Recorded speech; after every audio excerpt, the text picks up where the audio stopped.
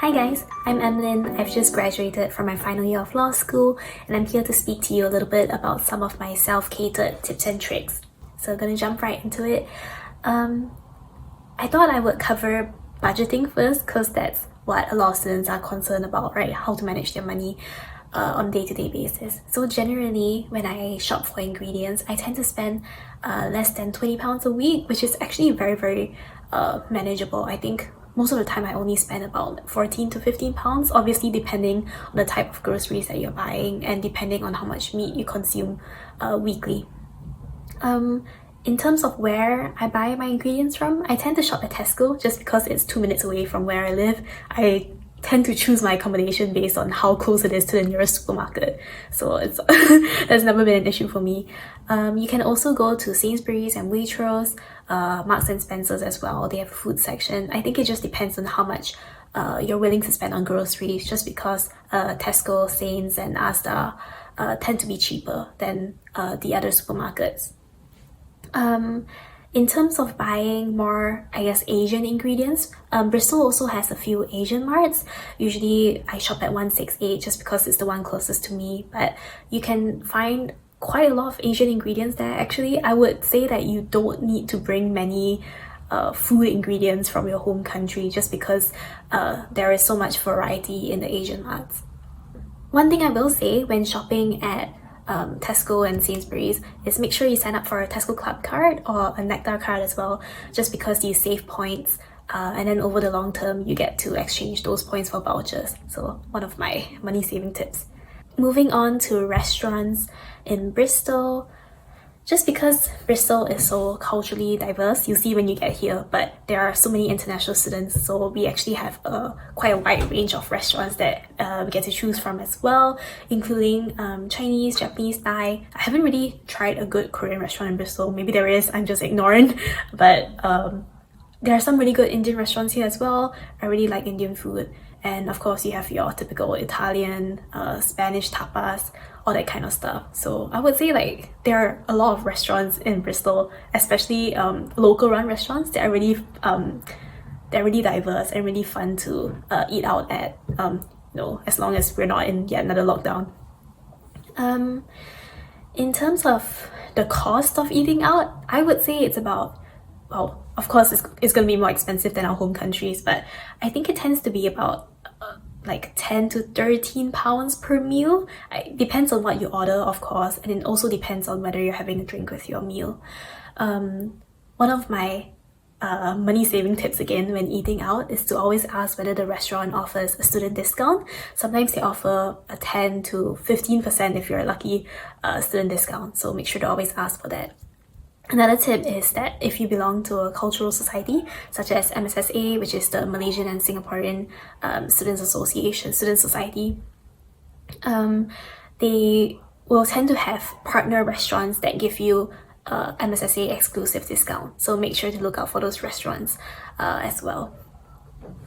Finally, I thought I would talk about some of my favorite tips and tricks in the kitchen. So kind of what I wish I had known before coming to the UK.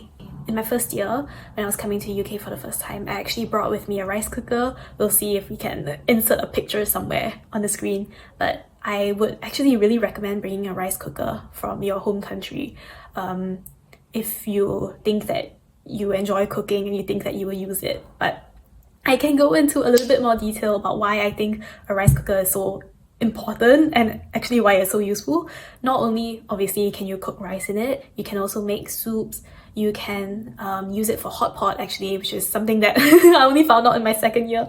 You can also make things like rice cooker meals, like you can throw some veggies and meat, I guess if you're a meat eater like me, into there and just call it like rice cooker mixed rice and it tastes great.